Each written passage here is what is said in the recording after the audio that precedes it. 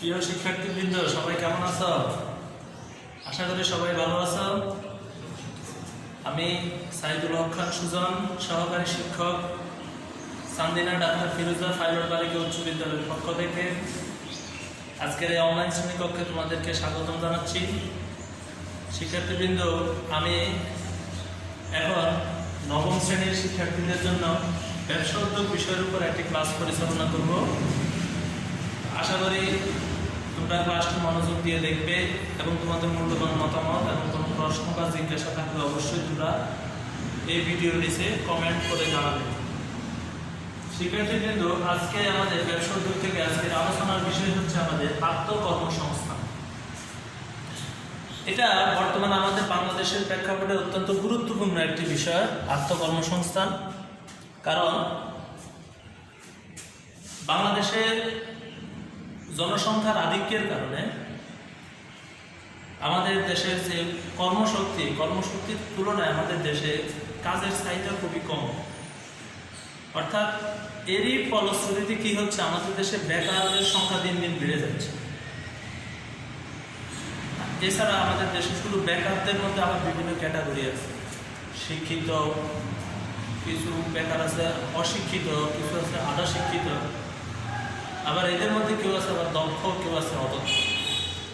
অর্থাৎ সব দিক মিলিয়ে বাংলাদেশের টোটালি কর্মসংস্থানের প্রেক্ষাপটটা আসলে খুবই সংকীর্ণ এবং খুবই সংকটের মধ্যে আমাদের বাংলাদেশ যাচ্ছে, একটা সংকটের মধ্যে দিয়ে। এছাড়া তার উপর আবার মরার উপর খাড়ার গায়ের মতো এখন আবার দেখা দিয়েছে বিশ্বব্যাপী মহামারী করোনা ভাইরাস। এবং এই মহামারী করোনার কারণে যারা চাকরি করতো বা যারা বিভিন্ন প্রতিষ্ঠানের সাথে জড়িত ছিল, ওরাও এখন কাজ হারিয়ে বেকার বসে আছে। এমন প্রেক্ষাপটে আত্মকর্মসংস্থানটা আসলে আমাদের বাংলাদেশের প্রেক্ষাপটে এটা খুবই গুরুত্বপূর্ণ জিনিস।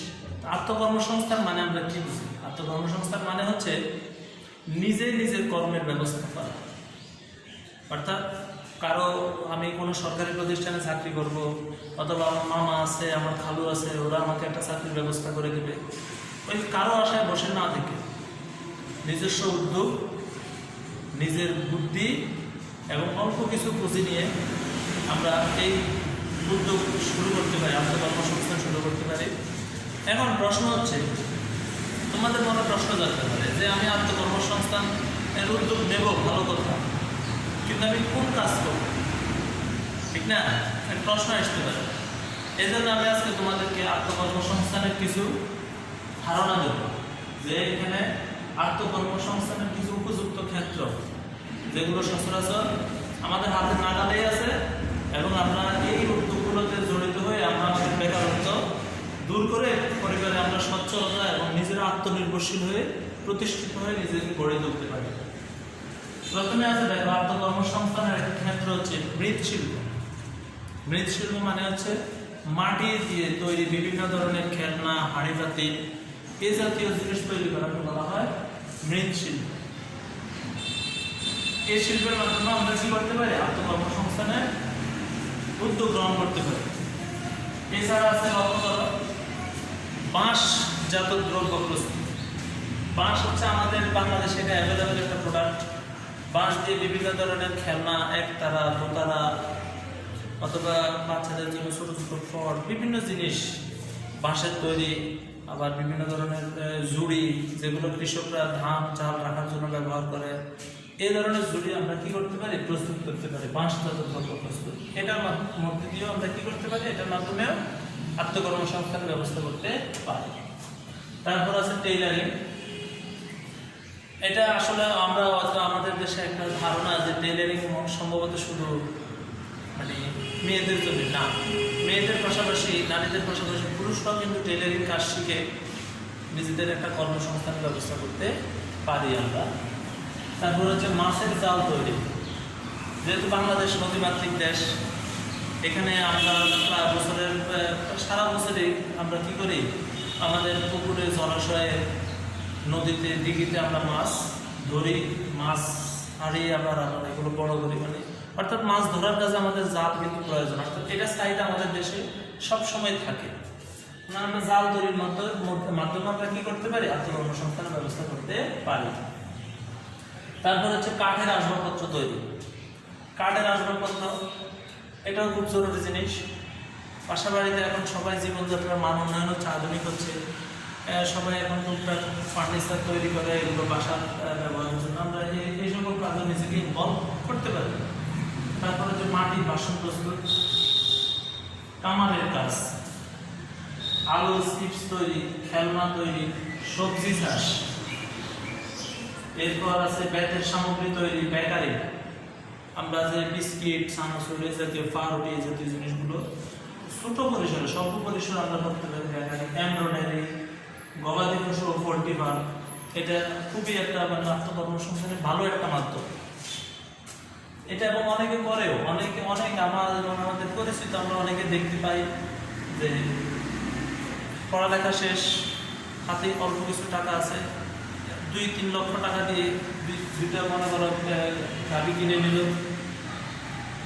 এটা কিছু মুরগি নিয়ে হাঁস মুরগি পালন শুরু করে দিল, সুন্দর আত্মকর্মসংস্থানের ব্যবস্থা হয়ে যাবে। সুতা কাটা, নৌকা তৈরি, মোমের দ্রব্য দিয়ে মানে মোম দিয়ে বিভিন্ন জিনিস তৈরি করা, পিঠা তৈরি, ফটো ফ্রেম তৈরি এবং রাবার চাষ। এখানে তোমাদেরকে ধারণা দেওয়ার জন্য আমি অল্প কিছু আত্মকর্মসংস্থানের অল্প কিছু ক্ষেত্রের নাম লিখেছি। তোমাদের পাঠ্যপুস্তকে আত্মকর্মসংস্থানের এই 20টি ক্ষেত্র ছাড়াও আরও অনেকগুলো ক্ষেত্র আছে, তোমরা সেগুলো দেখে নেবে এবং নিজেদেরকে সেট করে নেবে যে আসলে আমাদের আত্মকর্মসংস্থানের কোন ক্ষেত্রটা মানে আমার জন্য প্রযোজ্য, উপযোগী, সেভাবে তোমরা ক্ষেত্র নির্বাচন করবে। বা আমরা তো এখন শিক্ষার্থী, আমরা তো এখন এটার সাথে ইনভলভ হতে পারি, এখন থেকে শুরু করতে পারি অথবা পরামর্শ দিতে পারি। শিক্ষার্থীবৃন্দ, এখন প্রশ্ন হচ্ছে আমরা আত্মকর্মসংস্থানের ক্ষেত্র নির্বাচন করলাম, কিন্তু নির্বাচন করে মানে আমি সিলেক্ট করলাম, মানে চয়েস করলাম যে হ্যাঁ আমি গবাদি পশু পালন করব, হাঁস মুরগি পালন করব, কিন্তু এটা এখনই সিদ্ধান্ত নিয়েছি, বিকেলে আমি সকালে সিদ্ধান্ত নিলাম, বিকেলে শুরু করে দিলাম, তা না। এই ক্ষেত্রে যাওয়ার আগে আমাদেরকে কিছু বিষয় বিবেচনা করতে হবে। কিছু বিষয় কি করতে হবে? বিবেচনা করতে হবে। কি বিষয় বিবেচনা করব? আমরা বিবেচনা করব আমরা যে আত্মকর্মসংস্থানের যে প্রকল্পগুলোতে সঠিক পণ্য নির্বাচন। নাম্বার 1 পয়েন্ট, সঠিক পণ্য নির্বাচন। এর মানে কি? এর মানে হচ্ছে যে আমি যে পণ্যটা দিয়ে আমাদের আত্মকর্মসংস্থান প্রকল্প শুরু করব, এখন এই পণ্যের চাহিদা আমার এই আশেপাশে আছে কিনা, বা দেশের এটার চাহিদাটা কেমন, এবং আমি যদি সঠিক পণ্য যদি নির্বাচন করতে না পারি, কারণ এক এক অঞ্চলে এক এক দ্রব্যের কাঁচামাল সহজলভ্য, তার মানে আমি দেখতে হবে যে এই পণ্যটা আমি উৎপাদন করার পর আমি বিক্রি করতে পারবো কিনা, এটার বাজার চাহিদা আছে কিনা, এটার ক্রেতা খুঁজে পাবো কিনা, এই বিষয়গুলো কি করতে হবে? আমাকে নির্বাচন করতে হবে। এটা হচ্ছে আত্মকর্মসংস্থানে নামার আগে অবশ্যই আমাকে এটা বিবেচনা করতে হবে। নাম্বার 2, প্রাথমিক মূলধন। মূলধনটাকে আমরা অনেকটা অক্সিজেনের সাথে তুলনা করতে পারি। অক্সিজেন ছাড়া যেমন আমাদের শ্বাস প্রশ্বাস বন্ধ, ঠিক তেমনি মূলধন ছাড়া আমাদের এটা ছোট ব্যবসা হোক, বড় ব্যবসা হোক, অথবা যে কোনো উদ্যোগ, আসলে প্রাথমিক কিছু মূলধন আমাদের প্রয়োজন হয়। এই মূলধনটা অবশ্যই তোমাদেরকে কি করতে হবে? যোগান দিতে হবে। কারণ প্রাথমিক মূলধন ছাড়া তো আমরা কোনোভাবেই কোনো কার্যক্রম পরিচালনা করতে পারবো না। এবং এই মূলধনটার মধ্যে আবার 2টা ক্যাটাগরি আছে, একটা আছে চলতি মূলধন, একটা আছে স্থায়ী মূলধন। যেমন আমি এখান থেকে উদাহরণস্বরূপ বলতে পারি, আমরা যদি এখন গবাদি পশু পোল্ট্রি ফার্ম, আমরা যদি ধরো এই খামারটাই করব, আমরা সিদ্ধান্ত নিলাম যে আমরা গবাদি পশু পালন করবো, তাহলে আমাদেরকে প্রথমে কি করতে হবে? একটি আগে শেড তৈরি করতে হবে, যেটাকে আমরা বলি ঘর। গরু রাখার জন্য একটা ঘর তৈরি করতে হবে, অথবা পোল্ট্রি ফার্ম করলে মুরগি রাখার জন্য এখানে একটা শেড তৈরি করতে হবে। এই শেড তৈরি করতে গেলে আমাদের এখানে জমি নির্বাচন করতে হবে, এখানে ঘর তুলতে হবে, অনেক টাকা খরচ আছে। এটাকে বলা হয় স্থায়ী মূলধন।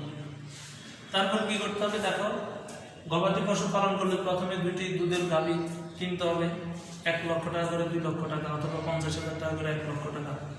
তাহলে এই যে টাকাটা আমাদের ব্যয় হচ্ছে এটার বলা হয় কি মূলধন? স্থায়ী মূলধন। স্থায়ী মূলধনের পাশাপাশি আমাদেরকে আরেক ধরনের মূলধনের জোগাড় রাখতে হবে, সেটাকে আমরা বলি চলতি মূলধন। চলতি মূলধন কি? চলতি মূলধন হচ্ছে গবাদি পশু পালন করবো, গরু কিনলাম, কিন্তু তাকে নিয়মিত খাবার দিতে হবে, তার খড় লাগবে, খৈল লাগবে, ভুসি লাগবে, এবং তাকে প্রয়োজনীয় ওষুধ দিতে হবে, টিকা দিতে হবে। এই জাতীয় কাজের জন্য কিছু মূলধন জোগাড় রাখতে হবে, এটাকে বলা হয় চলতি মূলধন। তাহলে দুই ধরনের মূলধনের আমাদের ব্যবস্থা রাখতে হবে, তাহলে আমরা কাজ শুরু করতে পারব। 3 নম্বর হচ্ছে পণ্যের চাহিদা নির্ধারণ। প্রথমে ছিল সঠিক পণ্য নির্বাচন, এখন হচ্ছে পণ্যের চাহিদা নির্ধারণ। অর্থাৎ আমি যে এলাকায় এই পণ্যটা উৎপাদন করব, ওই পণ্যের চাহিদা কেমন, কম না বেশি? যদি বেশি চাহিদা থাকে, প্রথমে কিন্তু কোনো অঞ্চলের পণ্যের চাহিদা একটু কম থাকে, পরে আস্তে আস্তে পণ্যের কোয়ালিটি, গুণাগুণের উপর ভিত্তি করে মানুষের কী হয়, চাহিদা বাড়ে। সেই অনুযায়ী আমরা কী করতে হবে, আমাদের পরিকল্পনাগুলো করতে হবে। 4 নম্বর হচ্ছে অভিজ্ঞতা ও শিক্ষা। অর্থাৎ আমরা হুট করে কিন্তু এখানে অনেকগুলো প্রজেক্টের কথা বলবো। একজন মানুষ কিন্তু সবগুলো প্রজেক্ট একসাথে কিন্তু চালু করতে পারবে না। তখন তাকে কি করা লাগবে? তাকে তার নিজের অভিজ্ঞতা, মানে তার পূর্ব অভিজ্ঞতা, এখানে কোনো একটা প্রজেক্টের সাথে সে হয়তো জড়িত ছিল, অথবা তার পরিচিত কে এমন প্রজেক্টের সাথে জড়িত, তার কাছ থেকে বুদ্ধি পরামর্শ নেবে, অর্থাৎ অভিজ্ঞতা শেয়ার করবে, অথবা ওই বিষয়ের উপর তার পড়াশোনা থাকতে হবে। তাহলে তার পক্ষে কী করা হবে? আত্মকর্মসংস্থানের এই উদ্যোগটাতে সফল হওয়া যাবে। 5, সঠিক কর্মী নির্বাচন। আমাদের এই আত্মকর্মসংস্থান প্রকল্পে যদি ছোট প্রকল্প হয়, তাহলে তো আমরা একাই কী করতে পারবো, এই প্রকল্প চালাতে পারবো, নিজেরা কাজ করতে পারবো। কিন্তু যখন ধীরে ধীরে যখন প্রকল্প বড় হবে, তখন আমাদের নিজেদের শ্রমের পাশাপাশি পরিবারের সদস্য বা বাইরে অন্য কারো সহযোগিতা নিতে হবে। কিন্তু যে কারো সহযোগিতা মানে ইচ্ছে করলে নেওয়া যাবে না, এমন লোকদের সাহায্য নিতে হবে, দেখতে হবে ওই বিষয়ের উপর তার দক্ষতা কেমন, সেই বিষয় সম্পর্কে সে কিছু জানে কি না। এই সকল বিষয় বিবেচনা করে আমরা কি করব? কর্মী নির্বাচন করব। 6 নম্বর হচ্ছে যৌথ উদ্যোগ। যৌথ উদ্যোগ এটা খুব ইম্পর্টেন্ট জিনিস। যৌথ উদ্যোগ এটা একটু ইম্পর্টেন্ট কীভাবে? কারণ আমরা আসলে ওই যে একটি প্রবাদ আছে, 10-এর লাঠি 1-এর বোঝা, অথবা 10 মিলে করি কাজ, হারি জিতি নাহি লাজ। অর্থাৎ যে কোনো কাজ আমরা একক উদ্যোগে আমরা হয়তো কোনো কাজ শুরু করবো, কিন্তু একটা সময় কি হয়, একা কাজ করা যায় না, অন্যদের সহযোগিতা আমাদের নিতেই হয়। সেটা আমার পরিবারের সদস্য হতে পারে, অথবা বন্ধু বান্ধব, আত্মীয় স্বজন হতে পারে। আমরা মানে অন্যদের সহযোগিতা নিয়ে আমাদের কী করতে হবে? কাজ করতে হবে। 7 নম্বর সঠিক প্রযুক্তি ব্যবহার। প্রযুক্তি বলতে এখন হয়তো আমরা মনে করি, এখন প্রযুক্তি বলতে আমরা অনেকেই শুধু কম্পিউটার, মোবাইল, টেলিফোন এই জিনিসগুলোকে বুঝি, কিন্তু না। প্রযুক্তি হচ্ছে আমরা যে বিষয়ে যে প্রকল্পটা পরিচালনা করব। যেমন এখানে একটি আছে, মনে করো রাবার চাষ। এখন রাবার চাষ করতে গেলে কোন ধরনের আমি গাছ রোপণ করবো, কোন জাতের বীজ ভালো, এটা তো আমি জানি না। এটা কি করতে হবে? এই বিষয়ের সাথে রিলেটেড যে সকল প্রতিষ্ঠান আছে বা ব্যক্তি আছে, ওদের কাছ থেকে আমরা বুদ্ধি পরামর্শ গ্রহণ করবো। প্রত্যেক জিনিসের একটা কি আছে, এরকম একটা মানে এই বিষয়ের উপর এটি ম্যানুয়াল আছে বা পরিকল্পনা আছে, বা এটা খুঁটিনাটি বিষয়গুলো কোথাও না কোথাও কি আছে, লিপিবদ্ধ করা আছে। এটাকে বলা হয় প্রযুক্তি। এই প্রযুক্তিটা আমরা কি করবো? ব্যবহার করব। তারপর হচ্ছে দেশের আর্থসামাজিক ও রাজনৈতিক অবস্থা সম্পর্কে অবহিত থাকা। আমি আত্মকর্মসংস্থানের প্রকল্প চালু করলাম, কিন্তু এই মুহূর্তে দেশের পরিস্থিতি একটু নাজুক, দেশে কোনো দুর্যোগ চলছে, অথবা এই যে কোনো মহামারী চলছে। যেমন এই মুহূর্তে মহামারী চলাকালীন সময়গুলোতে এখন তো মানুষের যাতায়াত সীমিত হয়ে যাচ্ছে, মানুষের আয় কমে যাচ্ছে। এইসব কিছু বিবেচনা করে আমি মানে এমন না যে আমি মহামারী করোনা ভাইরাস চলমান, এখন এই জন্য আমি সব কিছু বন্ধ করে আত্মঘাতী বসে থাকবো, তা না। এটা এখানে বোঝানো হয়েছে যে দেশের আর্থসামাজিক ও রাজনৈতিক অবস্থা সম্পর্কে অভিজ্ঞতা, অর্থাৎ এই সময়ে আমার এখান থেকে কোন প্রজেক্টটা আসলে চালু করবো, আমার এই আত্মকর্মসংস্থান থেমে থাকবে না, আমার রোজগার বন্ধ হয়ে যাবে না, সেটা আমরা কি করতে হবে? নির্বাচন করতে হবে। চতুর্থত হচ্ছে ব্যবসায় স্থান নির্বাচন। এটা খুব গুরুত্বপূর্ণ জিনিস। আমি কোথায় ব্যবসা করব? আমি কি কুমিল্লায় প্রতিষ্ঠানটা পরিচালনা করবো, নাকি ঢাকায় গিয়ে পরিচালনা করবো, নাকি চট্টগ্রামে যাব? এটা খুবই গুরুত্বপূর্ণ জিনিস। কেন? কারণ আমি যে পণ্যটা উৎপাদন করবো, যেমন আমি সুতা কাটা, এই প্রজেক্ট যদি আমি চালু করি, তাহলে দেখতে হবে আমার কুমিল্লায় এই সুতা কি অ্যাভেলেবেল কিনা। মানে এই কাঁচামালটা আমি কি খুব যখনই ইচ্ছে তখনই কি কিনতে পারবো কিনা, অথবা এই কাঁচামাল কিনলাম, এখন এই কাঁচামাল কিনে আমি পণ্যটা উৎপাদন করলাম, বাজার আমি বিক্রয় করবো, আমার সম্ভাব্য ক্রেতারা কি আশেপাশে কোথাও অবস্থান করে কিনা, ওইরকম জায়গায় গিয়ে কী করতে হবে? আমি স্থান নির্বাচন করতে হবে। ষষ্ঠ হচ্ছে সুষ্ঠু পরিকল্পনা গ্রহণ। পরিকল্পনা, প্রত্যেক পরিকল্পনা আমরা জানি, প্রত্যেকটা কাজে যে আমাদের কী করতে হয়, আগে থেকে আমরা অনেক কিছু কী করি, মানে ভেবে চিন্তে নিই যে আসলে এই কাজ করবো নাকি করবো না, করবো নাকি করবো না, এই যে ভাবনা চিন্তা করি, এটা বলা হয় কি? পরিকল্পনা।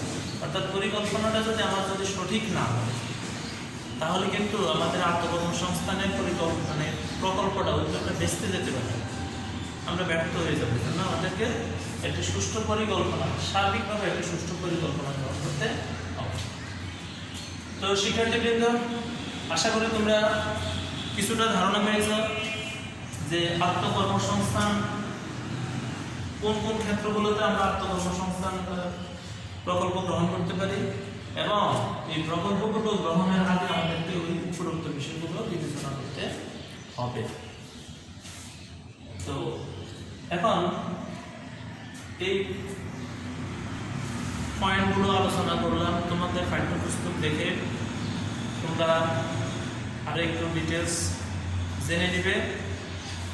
তো আজকে ক্লাস এ পর্যন্ত থাকুক।